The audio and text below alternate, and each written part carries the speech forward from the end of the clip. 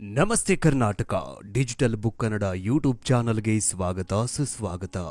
ಕೋಡಿಮಠದ doctor Shivananda Shivayogi ಸ್ವಾಮೀಜಿಗಳು ನುಡಿದಂತಹ ಭವಿಷ್ಯವಾಣಿಗಳು ನಿಜವಾಗ್ತಾನೆ ಬಂದಿವೆ. ಅದರಲ್ಲೂ ಈ 3 ತಿಂಗಳಲ್ಲಿ 6 ಭವಿಷ್ಯವಾಣಿಗಳು ನಿಜವಾಗಿವೆ ಅಂದ್ರೆ ನೀವು ನಂಬಲೇಬೇಕು. ಕಳೆದ ಜನವರಿ ತಿಂಗಳಲ್ಲಿ ನುಡಿದಂತಹ ಆ ಭವಿಷ್ಯವಾಣಿಗಳು ಈಗ ನಿಜವಾಗಿವೆ. ಕ್ರೋಧಿನಾಮ ಸಂವತ್ಸರ ನಡೀತಾ ಇದೆ. ಎಲ್ಲರಿಗೂ ಪ್ರತಿಯೊಂದು ಮನೆಯಲ್ಲಿ ಜಗಳ, ಕ್ರೋಧ, ಸಿಟ್ಟು ಎಲ್ಲರನ್ನ ಕಾಡಲಿದೆ ಅಂತ ಹೇಳಿದ್ರು. ಅದೇ ತರನಾಗಿ ಎಲ್ಲರಲ್ಲೂ ಕೂಡ, ಎಲ್ಲರ ಮನೆಯಲ್ಲೂ, ಚಿಕ್ಕ ಮನೆಯಿಂದ ಚಿಕ್ಕ ಹಳ್ಳಿಯಿಂದ ದಿಲ್ಲಿಯವರೆಗೂ, ಪವರ್ಫುಲ್ ರಾಷ್ಟ್ರಗಳವರೆಗೂ ಎಲ್ಲ ಕಡೆ ಕ್ರೋಧ ಹೆಚ್ಚಾಗ್ತಾ ಇದೆ. ಅದೇ ತರನಾಗಿ ಕೋಡಿಮಠದ ಡಾಕ್ಟರ್ ಶಿವಾನಂದ ಶಿವಯೋಗಿ ಮಹಾರಾಜರು ನುಡಿದಂತಹ ಭವಿಷ್ಯವಾಣಿಗಳು ನಿಜವಾಗ್ತಾ ಇದೆ. ಹಾಗಾದ್ರೆ ಆ 3 ತಿಂಗಳಲ್ಲಿ ನುಡಿದಂತಹ ಆ ಭವಿಷ್ಯವಾಣಿಗಳಲ್ಲಿ 6 ಭವಿಷ್ಯವಾಣಿಗಳು ಯಾವ್ಯಾವು ನಿಜವಾಗಿದೆ?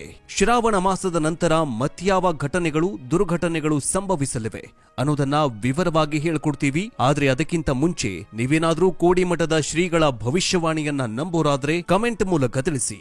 ಬನ್ನಿ ವಿಡಿಯೋವನ್ನ ಶುರು ಮಾಡೋಣ. ಶ್ರಾವಣ ಮಾಸದ ಬಗ್ಗೆ ಭಯಾನಕ ಭವಿಷ್ಯವನ್ನ ನುಡಿದಂತಹ ಕೋಡಿ ಶ್ರೀಗಳು ಈಗ ಆ ಭವಿಷ್ಯವಾಣಿ ನಿಜವಾಗಿದೆ. ಕೋಡಿಮಠದ ಡಾಕ್ಟರ್ ಶಿವಾನಂದ ಶ್ರೀಗಳು ಆಗಾಗ ಭವಿಷ್ಯವಾಣಿಗಳನ್ನ ನುಡಿಯುತ್ತಲೇ ಇರ್ತಾರೆ. ಈಗಾಗಲೇ ಅವರು ನುಡಿದಿರುವಂತಹ ಮಾತುಗಳು ನಿಜವಾಗಿದೆ. ಹಾಗೆಯೇ ಇದೀಗ ಮತ್ತೊಂದು ಯಾರೂ ಕಂಡು ಕೇಳರಿಯದ ಭಯಾನಕ ಭವಿಷ್ಯವನ್ನ ನುಡಿದಿದ್ದಾರೆ. ಹಾಗಾದ್ರೆ ಅವರು ನುಡಿದಂತಹ ಭವಿಷ್ಯವಾಣಿ ಏನು ಅನ್ನೋದನ್ನ ಹೇಳ್ತೀವಿ. ಆದ್ರೆ ಅದಕ್ಕಿಂತ ಮುಂಚೆ ಈಗ ಕ್ರೋಧಿನಾಮ ಸಂವತ್ಸರ ನಡೀತಾ ಇದೆ. ದೇಶ ಅಷ್ಟೇ ಅಲ್ಲದೆ ಇಡೀ ವಿಶ್ವಕ್ಕೆ ಕ್ರೋಧ ಹೆಚ್ಚಾಗತ್ತೆ. ಕ್ರೋಧ, ಭಯ, ಸಿಟ್ಟು, ಆಕ್ರೋಶ ತಾಂಡವವಾಡತ್ತೆ ಅಂತ ಹೇಳಿದ್ರು. ಅದೇ ತರನಾಗಿ ಶ್ರಾವಣ ಮಾಸ ಎಂಟ್ರಿ ಕೊಡ್ತಾ ಇದ್ದಂತೆ ಭಾರತ ದೇಶದಲ್ಲಿ ಮಹಿಳೆಯರ ಮೇಲೆ ದೌರ್ಜನ್ಯ ಹೆಚ್ಚಾಗಿದೆ. ಪ್ರತಿಭಟನೆ ಹಿಂಸಾತ್ಮಕ ರೂಪ ಪಡೆದುಕೊಂಡಿದೆ. ಒಂದು ದೇಶವೇ ಲೂಟಿ ಆಗ್ತಾ ಇದೆ. ಇನ್ನೊಂದು ದೇಶದಲ್ಲಿ ಭಯೋತ್ಪಾದಕ ಚಟುವಟಿಕೆಗಳು ಗರಿಗೆದರಿವೆ. ಭಾರತ ದೇಶ ಸೇಫ್ ಅಂತ ಅಂದ್ಕೊಂಡಿದ್ವಿ. ಆದ್ರೆ ಭಾರತದೊಳಗೇನೆ ಇದ್ದುಕೊಂಡು ಕೆಲ ದುಷ್ಟರು ಹೆಣ್ಣು ಮಕ್ಕಳ ಮೇಲೆ ಅತ್ಯಾಚಾರ ಮಾಡ್ತಿದ್ದಾರೆ. ನಮ್ಮ ಪ್ರಾಣವನ್ನ ಉಳಿಸುವಂತಹ ವೈದ್ಯರು ನಮಗೆ ದೇವರ ಸಮಾನ. ಆದ್ರೆ ಆ ದೇವರ ಮೇಲೆಗೆ ಅತ್ಯಾಚಾರ ಮಾಡಿದ್ದಾರೆ. ಕೋಲ್ಕತ್ತಾದಲ್ಲಿ ನಡೆದಂತಹ ಒಂದು ಅತ್ಯಾಚಾರ, ಅದಾದ ನಂತರ ನಿನ್ನೆ ಮೊನ್ನೆ ಮಹಾರಾಷ್ಟ್ರದಲ್ಲಿ ಒಂದು ಅಪ್ರಾಪ್ತ ಮಹಿಳೆಯ ಮೇಲೆ, ಒಂದು ಅಪ್ರಾಪ್ತ ಬಾಲಕಿಯ ಮೇಲೆ ಅತ್ಯಾಚಾರ ಮಾಡಿದ್ದಾರೆ. ಅಲ್ಲೂ ಕೂಡ ಕ್ರೋಧ ಹೆಚ್ಚಾಗ್ತಾಗಿದೆ.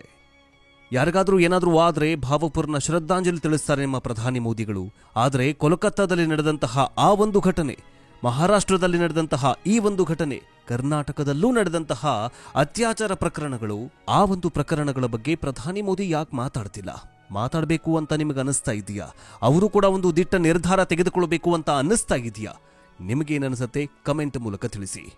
ಜೊತೆಗೆ ಕರ್ನಾಟಕದಲ್ಲೂ ಕೂಡ ಅನೇಕ ಕಡೆಗಳಲ್ಲಿ ಅತ್ಯಾಚಾರ, ಅನಾಚಾರ, ಮಹಿಳೆಯರ ಮೇಲೆ ದೌರ್ಜನ್ಯ ಪ್ರಕರಣಗಳು ಜಾಸ್ತಿ ಆಗ್ತಾಗಿದೆ. ಅದರಲ್ಲೂ ಕೋಲ್ಕತ್ತಾ, ಮಹಾರಾಷ್ಟ್ರ ಮತ್ತು ಉತ್ತರ ಪ್ರದೇಶಗಳಲ್ಲಿ ಅನೇಕ ಇಂತಹ ಆರೋಪಗಳು, ಪ್ರಕರಣಗಳು ಕಂಡು ಬರ್ತಾಗಿದೆ. ಅದಕ್ಕೆ ನಮ್ಮ ಹಿಂದೂ ಧರ್ಮದಲ್ಲಿ ಮಹಿಳೆಯನ್ನ, ಹೆಣ್ಣು ಮಗಳನ್ನ ದೇವರ ರೂಪದಲ್ಲಿ ಕಾಣ್ತೇವೆ. ಆದ್ರೆ ಆ ದೇವರ ರೂಪದಲ್ಲಿ ಕಾಣುವಂತಹ ಈ ಒಂದು ಹೆಣ್ಣು ಮಕ್ಕಳ ಮೇಲೆ ಅತ್ಯಾಚಾರ ನಡೀತಾಗಿದೆ. ಇದೇ ಕ್ರೋಧಿನಾಮ ಸಂವತ್ಸರ ಅಂತ ಕೋಡಿಮಠದ ಡಾಕ್ಟರ್ ಶಿವಾನಂದ ಶಿವಯೋಗಿ ಗುರುಗಳು ಹೇಳಿದ್ರು. ಕ್ರೋಧಿನಾಮ ಸಂವತ್ಸರದಲ್ಲಿ ಅವಾಂತರಗಳೇ ಹೆಚ್ಚು ಎಂದು ಹೇಳಿದ್ದ 20 ದಿನಗಳಲ್ಲಿ ಕೇರಳದ ವಾಯ್ನಾಡಿನಲ್ಲಿ ಭಾರೀ ಭೂಕುಸಿತ ಸಂಭವಿಸಿ 400ಕ್ಕೂ ಹೆಚ್ಚು ಮಂದಿ ಸಾವಿಗೀಡಾಗಿದ್ದಾರೆ. ಬಳಿಕ ಆ ಬಗ್ಗೆ ನಾನು ಮೊದಲೇ ಭವಿಷ್ಯ ನುಡಿದಿದ್ದೆ ಎಂದು ಕೋಡಿಮಠದ ಡಾಕ್ಟರ್ ಶಿವಯೋಗಿ ರಾಜೇಂದ್ರ ಸ್ವಾಮೀಜಿಗಳು ಹೇಳಿದ್ರು. ಈಗ ಶ್ರಾವಣ ಮಾಸ ಶುರುವಾಗಿದೆ. ಇಡೀ ಕರ್ನಾಟಕದಲ್ಲಿ ಹಬ್ಬದ ಋತು ಸಂಭ್ರಮದಲ್ಲಿದ್ದಾರೆ. ಆದ್ರೆ ಇದೇ ಶ್ರಾವಣ ಮಾಸದಲ್ಲಿ ದೊಡ್ಡ ಪ್ರೊಟೆಸ್ಟ್ ಆಗತ್ತೆ ಅಂತ ಹೇಳಿದ್ರು. ಈಗ ಪ್ರೊಟೆಸ್ಟ್ ಆಗ್ತಾಗಿದೆ. ಹಾಗಾದ್ರೆ ಕೋಡಿಮಠದ ಶ್ರೀಗಳು ನುಡಿದಂತಹ ಇತ್ತೀಚಿನ ಭವಿಷ್ಯವಾಣಿಗಳು ಯಾವುವು ಮತ್ತು ಯಾವೆಲ್ಲ ಭವಿಷ್ಯವಾಣಿಗಳು ನಿಜವಾಗಿದೆ ಅನ್ನೋದನ್ನ ನೋಡ್ತಾ ಹೋಗೋದಾದ್ರೆ, ಮಹಿಳೆಯರ ಮೇಲೆ ದೌರ್ಜನ್ಯ ಆಗತ್ತೆ ಅಂತ ಹೇಳಿದ್ರು. ಅದೇ ತೆರನಾಗಿ ಕೋಲ್ಕತ್ತಾದಲ್ಲಿ ಮಹಿಳೆಯ ಮೇಲೆ, ಅಂದ್ರೆ ವೈದ್ಯೆಯ ಮೇಲೆ ನಡೆದಂತಹ ಅತ್ಯಾಚಾರ ಪ್ರಕರಣ ಇದೀಗ ಭಾರತ ದೇಶಾದ್ಯಂತ ಕಾಡ್ಗಿಚ್ಚಿನಂತೆ ಹಬ್ಬಿದೆ. ಭಾರತ ದೇಶದಲ್ಲಿ ಈಗ ಪ್ರೊಟೆಸ್ಟ್ಗಳು ನಡೀತಾ ಇದೆ. ಅದೇ ತೆರನಾಗಿ ನಿನ್ನೆ ಮೊನ್ನೆಯಷ್ಟೇ ಮಹಾರಾಷ್ಟ್ರದ ಬದ್ಲಾಪುರ್ನಲ್ಲಿ ಒಂದು ಅತ್ಯಾಚಾರ ಪ್ರಕರಣ ದಾಖಲಾಗಿತ್ತು.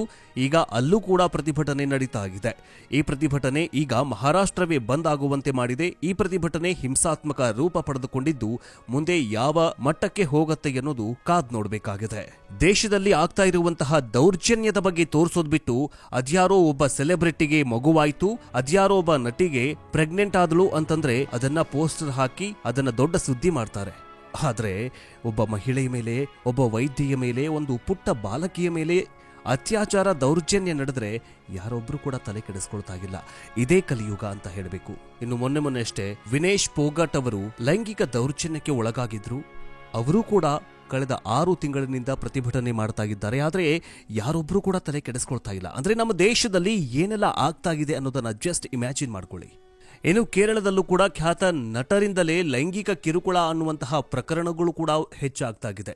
ಅಂದ್ರೆ ಕ್ರೋಧಿನಾಮ ಸಂವತ್ಸರದಲ್ಲಿ ಈ ಕಿರುಕುಳ, ಈ ಹೆಣ್ಣು ಮಕ್ಕಳ ಮೇಲೆ ಕಿರುಕುಳ ದೌರ್ಜನ್ಯ ಪ್ರಕರಣಗಳು ಹೆಚ್ಚಾಗ್ತಾಗಿದೆ. ಇದು ಕೂಡ ಕೋಡಿಶ್ರೀಗಳ ಭವಿಷ್ಯ ನಿಜವಾದಂತೆ ಕಾಣಿಸ್ತಾಗಿದೆ. ಇನ್ನು ಮಳೆಯ ಬಗ್ಗೆ ನುಡಿದಂತಹ ಭವಿಷ್ಯವಾಣಿ ನಿಜವಾಗಿದೆ. ಶ್ರಾವಣ ಮಾಸದ ಮೊದಲ ವಾರದಿಂದ ಮಳೆ ಆರ್ಭಟಿಸತೆಯಂತ ಭವಿಷ್ಯವಾಣಿಯನ್ನ ನುಡಿದಿದ್ರು.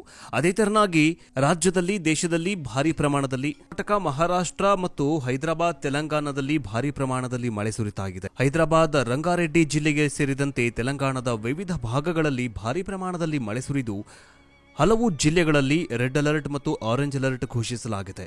ಇನ್ನು ಇತ್ತ ಕರ್ನಾಟಕದಲ್ಲೂ ಕೂಡ ಭಾರಿ ಪ್ರಮಾಣದಲ್ಲಿ ಮಳೆ ಸುರಿತಾ ಇರುವುದರಿಂದಾಗಿ 4 ಜಿಲ್ಲೆಗಳಲ್ಲಿ ಅಲರ್ಟ್ ಅನ್ನು ಘೋಷಣೆ ಮಾಡಲಾಗಿದೆ. ಬೆಂಗಳೂರಿನಲ್ಲೂ ಕೂಡ ಭಾರಿ ಪ್ರಮಾಣದಲ್ಲಿ ಮಳೆ ಸುರಿತಾ ಇದ್ದು ತುಮಕೂರು, ಚಿತ್ರದುರ್ಗ, ದಾವಣಗೆರೆ, ಬಳ್ಳಾರಿ ಜಿಲ್ಲೆಗಳಲ್ಲಿ ಇಂದು ಕೂಡ ಭಾರಿ ಪ್ರಮಾಣದಲ್ಲಿ ಮಳೆ ಸುರಿಯುವ ಸಾಧ್ಯತೆಯಿದೆ. ದಕ್ಷಿಣ ಕನ್ನಡ, ಉತ್ತರ ಕನ್ನಡ, ಉಡುಪಿ, ಶಿವಮೊಗ್ಗ, ಗದಗ, ಹಾವೇರಿ, ಬಾಗಲಕೋಟೆ, ಕೊಪ್ಪಳ, ರಾಯಚೂರು, ಯಾದಗಿರಿಯಲ್ಲಿ ಭಾರಿ ಮಳೆಯ ಅಲರ್ಟ್ ಅನ್ನು ಘೋಷಣೆ ಮಾಡಲಾಗಿದೆ. ಕೋಡಿಶ್ರೀಗಳು ನುಡಿದಂತಹ ಭವಿಷ್ಯವಾಣಿಗಳಲ್ಲಿ ಇದು ಕೂಡ ನಿಜವಾಗಿದೆ. ಇನ್ನು ಭಾರತವನ್ನ ಲೂಟಿ ಮಾಡಿದ ಮತ್ತು ನಮಗೆ ಚಿತ್ರಹಿಂಸೆ ಕೊಟ್ಟವರಿಗೆ ತಟ್ಟಿತ ಶಾಪ ಅನ್ನುವಂತಹ ಪ್ರಶ್ನೆ ಎದುರಾಗಿದೆ. ಅಂದ್ರೆ ವಿಶ್ವವನ್ನ ಆಳಿದಂತಹ ಬ್ರಿಟಿಷರ ನಾಡಲ್ಲಿ ಹಣದುಬ್ಬರ, ಹಾಲಿನ ರೇಟ್ ಹೆಚ್ಚಳವಾಗಿದೆ, ದೈನಂದಿನ ಜೀವನ ದುಸ್ತರವಾಗಿದೆ. ಇದು ಕೂಡ ಒಂದ್ ಕಾಲದಲ್ಲಿ ಹೇಳಿದ್ರು ಕೋಡಿಶ್ರೀಗಳು, ನಮ್ಮನ್ನಾಳಿದವರಿಗೆ ಬಡತನ ಬರಲಿದೆ ಅಂತ ಹೇಳಿದ್ರು. ಆ ಭವಿಷ್ಯವಾಣಿ ಈಗ ನಿಜವಾಗಿದೆ. ಇದರ ಮಧ್ಯೆ ಬ್ರಿಟಿಷರ ನಾಡಲ್ಲಿ ಮುಸ್ಲಿಮರ ಅಟ್ಟಹಾಸವೂ ಕೂಡ ಜಾಸ್ತಿಯಾಗಿದೆ. ಪ್ರತಿಭಟನೆ, ಹಿಂಸಾಚಾರ, ರಕ್ತಪಾತವನ್ನೇ ಕಾಣದಂತಹ ಇಂಗ್ಲೆಂಡಿನಲ್ಲಿ ಈಗ ಇದೆಲ್ಲವೂ ಕೂಡ ಸಾಮಾನ್ಯವಾಗಿದೆ. ಇನ್ನು ಇದೇ ಅಲ್ಲದೆ ಜಗತ್ತಿನ ದೊಡ್ಡ ಸಂತರ ಕೊಲೆಯಾಗತ್ತೆ, ಅಣುಬಾಂಬ್ ಸ್ಫೋಟವಾಗುವ ಸಾಧ್ಯತೆಗಳಿವೆ, ಜಗತ್ತಿಗೆ ವಿನಾಶ ಕಾದಿದೆ, ರೋಗ, ಸುನಾಮಿ ಸಂಭವಿಸಲಿದೆ, ಮತೀಯ ಸಮಸ್ಯೆಯಿಂದ ಜನರು ದುಃಖ ಅನುಭವಿಸ್ತಾರೆ, ದೈವ ನಂಬಿಕೊಂಡ್ರೆ ಪರಿಹಾರ, ದೈವದ ಮೊರೆ ಹೋಗಬೇಕು ಅಂತ ಭವಿಷ್ಯವನ್ನ ನುಡಿದಿದ್ರು. ಅದೇ ತೆರನಾಗಿ ಜಪಾನ್ನಲ್ಲಿ 7.4 ತೀವ್ರತೆಯಲ್ಲಿ ಭೂಕಂಪ ಸಂಭವಿಸಿದ್ದು ಅಲ್ಲಿ ಈಗ ಸುನಾಮಿಯ ಅಲರ್ಟ್ ಅನ್ನು ನೀಡಲಾಗಿದೆ. ಇತ್ತ ಜಗತ್ತಿನಾದ್ಯಂತ ಕಾರಮೋಡ ಕವಿದಿದ್ದು ಇರಾನ್, ಇರಾಕ್ ಮತ್ತು ಅಮೆರಿಕ, ರಷ್ಯಾ, ಉಕ್ರೇನ್ ಮತ್ತು ಇಸ್ರೇಲ್ ದೇಶದಲ್ಲಿ ಭಾರಿ ಪ್ರಮಾಣದಲ್ಲಿ ಯುದ್ಧ ಸಂಭವಿಸ್ತಾ ಇದೆ. ಇನ್ನೇನು ಕೆಲವೇ ದಿನಗಳಲ್ಲಿ ಅಣುಬಾಂಬ್ ಸ್ಫೋಟವಾಗುವ ಸಾಧ್ಯತೆ ಇದೆ ಅಂತಲೂ ಕೂಡ ಜಾಗತಿಕ ಮಟ್ಟದಲ್ಲಿ ಕೇಳಿ ಬರ್ತಾಗಿದೆ. ಇವೆಲ್ಲವನ್ನೂ ಕೂಡ ಮೊದಲೇ ಕೋಡಿಶ್ರೀಗಳು ಭವಿಷ್ಯವನ್ನ ನುಡಿದಿದ್ರು. ಇನ್ನು ಮತೀಯ ಸಮಸ್ಯೆಯಿಂದ ಜನರು ದುಃಖಕ್ಕೆ ಒಳಗಾಗ್ತಾರೆ ಅನ್ನುವಂತಹ ಭವಿಷ್ಯವಾಣಿಯನ್ನ ನುಡಿದಿದ್ರು. ಅದೇ ತೆರನಾಗಿ ಈಗ ಬಾಂಗ್ಲಾದೇಶದಲ್ಲಿ ಮತೀಯ ಗಲಭೆ ತಾರಕಕ್ಕೇರಿದ್ದು ಇಡೀ ದೇಶವೇ ಲೂಟಿಗೊಳಗಾಗಿದೆ. ಭಾರತದ ಜಾಗತಿಕ ಮಟ್ಟದಲ್ಲಿ ಎಲ್ಲರಿಗೂ ಬೇಕಾಗಿರುವಂತಹ ದೇಶ America to Africa, Arab to China, ಹೀಗೆ ಎಲ್ಲಾ ದೇಶಗಳಿಗೂ ಒಂದಲ್ಲ ಒಂದು ಕಾರಣಕ್ಕೆ ಭಾರತದ ಜೊತೆ ಉತ್ತಮ ಬಾಂಧವ್ಯ ಇಟ್ಟುಕೊಂಡಿವೆ. ಹೀಗಿದ್ದಾಗಲೇ ಬಾಂಗ್ಲಾದೇಶದ ಪ್ರಧಾನಿ ಭಾರತಕ್ಕೆ ಓಡ್ ಬಂದು ಜೀವ ಉಳಿಸಿಕೊಂಡ ಸುದ್ದಿ ಈಗ ಜಾಗತಿಕ ಮಟ್ಟದಲ್ಲಿ ದೊಡ್ಡ ಚರ್ಚೆಗೆ ವೇದಿಕೆಯಾಗಿ ಪರಿಣಮಿಸಿದೆ. ಹಾಗಾದ್ರೆ 57 ಮುಸ್ಲಿಂ ದೇಶಗಳು ಇದ್ರೂ ಕೂಡ ಬಾಂಗ್ಲಾ ಪ್ರಧಾನಿ ಭಾರತದ ನೆಲವನ್ನೇ ಯಾಕೆ ಆಯ್ಕೆ ಮಾಡಿಕೊಂಡ್ರು ಅನ್ನುವಂತಹ ಪ್ರಶ್ನೆಗೆ ಉತ್ತರ ಇಲ್ಲಿ ಕೊಡ್ತೀವಿ ನೋಡಿ. ಭಾರತವೇ ಬೆಸ್ಟ್ ಮತ್ತು ಭಾರತವೇ ಸೇಫ್. ಪ್ರಪಂಚದ ಯಾವುದೇ ಮೂಲೆಗೆ ಹೋದ್ರೂ ಹಿಂಸೆ ಹಿಂಸೆ ಹಿಂಸೆ, ಹೀಗೆ ರಕ್ತಪಾತದಲ್ಲಿ ಮುಳುಗಿ ಹೋಗಿರುವಂತಹ ಜಗತ್ತಿನಲ್ಲಿ ಭಾರತ ಶಾಂತಿಯ ದೇಶ ಅಂತ ಸಾರ್ತಾಗಿದೆ. ಅದರಲ್ಲೂ ಈಗ ಮೀಸಲಾತಿ ವಿರುದ್ಧ ಕಿಚ್ಚಿ ಹೊತ್ತುಕೊಂಡು ನಂತರ ಬಾಂಗ್ಲಾದೇಶ ಬಿಟ್ಟು ಓಡಿ ಬಂದಿರುವಂತಹ ಮಾಜಿ ಪ್ರಧಾನಿ ಶೇಖ್ ಹಸೀನಾ ಭಾರತದಲ್ಲಿ ಸುರಕ್ಷಿತವಾಗಿದ್ದಾರೆ. ಶೇಖ್ ಹಸೀನಾ ಹೀಗೆ ಭಾರತವನ್ನೇ ಆಯ್ಕೆ ಮಾಡಿಕೊಂಡಿದ್ಯಾಕೆ ಅಂದ್ರೆ ಸುರಕ್ಷತೆಯ ದೃಷ್ಟಿಯಿಂದ. ಬೇರೆ ಯಾವುದೇ ದೇಶಕ್ಕೆ ಹೋದ್ರೂ ಅಲ್ಲಿ ಸಮಸ್ಯೆ ಗ್ಯಾರಂಟಿ ಅಂತ ಅವರು ಅರಿತಿದ್ರು. ಈ ನಡುವೆ ಮುಸ್ಲಿಂ ದೇಶಗಳಲ್ಲೂ ಪರಿಸ್ಥಿತಿ ಸರಿಯಿಲ್ಲ. ಹಾಗಾಗಿಯೇ ಶೇಖ್ ಹಸೀನಾ ಅವರು ಬಾಂಗ್ಲಾ ಪ್ರಧಾನಿ ಸ್ಥಾನಕ್ಕೆ ರಾಜೀನಾಮೆಯನ್ನ ನೀಡಿ ತಕ್ಷಣವೇ ಭಾರತಕ್ಕೆ ಓಡಿ ಬಂದ್ರು ಎಂಬ ವಿಶ್ಲೇಷಣೆಗಳು ಕೇಳಿಬರ್ತಾಗಿದೆ. ಸಂಪೂರ್ಣ ರಕ್ಷಣೆ ನೀಡಿರುವ ಭಾರತ, ರಷ್ಯಾ ಮತ್ತು ಉಕ್ರೇನ್, ಇಸ್ರೇಲ್, ಪ್ಯಾಲಿಸ್ತೇನ್ ಮತ್ತು ಹೀಗೆ ಅನೇಕ ಜಾಗತಿಕವಾಗಿ ಹಲವು ಯುದ್ಧಗಳು ಆರಂಭವಾಗಿವೆ.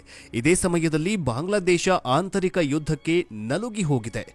ಭಾರತ ಮಾತ್ರ ತನ್ನ ನೆರೆಯ ದೇಶದ ಪ್ರಧಾನಿಯನ್ನ ರಕ್ಷಣೆ ಮಾಡಿದೆ. ಈ ಹಿನ್ನೆಲೆಯಲ್ಲಿ ಭಾರತ ಜಾಗತಿಕವಾಗೂ ತನ್ನ ಶಕ್ತಿ ತೋರಿಸಿದೆ. ಅಲ್ಲದೆ ಪ್ರಜಾಪ್ರಭುತ್ವ ಉಳಿವಿಗೆ ಭಾರತ ಬದ್ಧ ಸಂದೇಶ ಭಾರತದಿಂದ ಸಾರಿದಂತೆಯಾಗಿದೆ. ಮುಂದೆ ಕೂಡ ಶೇಖ್ ಹಸೀನಾ ಅವರಿಗೆ ಇದೇ ರೀತಿ ಬೆಂಬಲ ಮತ್ತು ರಕ್ಷಣೆ ಸಿಗಲಿದ್ದು, ಭಾರತದಿಂದ ಅವರನ್ನ ನೇರವಾಗಿ ಲಂಡನ್ಗೆ ಕಳಿಸುವ ಸಾಧ್ಯತೆ ಇದೆ ಅಂತ ಹೇಳಲಾಗಿತ್ತು. ಇನ್ನು ಮೂರನೇ ಮಹಾಯುದ್ಧ ಸಂಭವಿಸುತ್ತೆ ಅಂತ ಕೋಡಿಮಠದ ಡಾಕ್ಟರ್ ಶಿವಾನಂದ ಶಿವಯೋಗಿ ಸ್ವಾಮೀಜಿಗಳು ಭವಿಷ್ಯವನ್ನ ನುಡಿದಿದ್ರು. ಅದೇ ತೆರನಾಗಿ ಮೂರನೇ ಮಹಾಯುದ್ಧಕ್ಕೆ ಸಾಕ್ಷಿಯಾಗಲಿದೆಯಾ ಮಧ್ಯಪ್ರಾಚ್ಯ ಎಂಬ ಪ್ರಶ್ನೆ ಮೂಡ್ತಾಗಿದೆ. ಇಸ್ರೇಲ್ ವಿರುದ್ಧ ಯುದ್ಧಕ್ಕೆ ಸನ್ನದ್ಧವಾಗಿದೆಯಾ ಇರಾನ್? ಒಂದು ವೇಳೆ ನಡೆದ್ರೆ ಇರಾನ್ ಮುಂದಿರುವ ಸವಾಲುಗಳು ಏನು? ಅದರ ಕಾರ್ಯತಂತ್ರಗಳೇನು? ಎರಡೂ ದೇಶಗಳು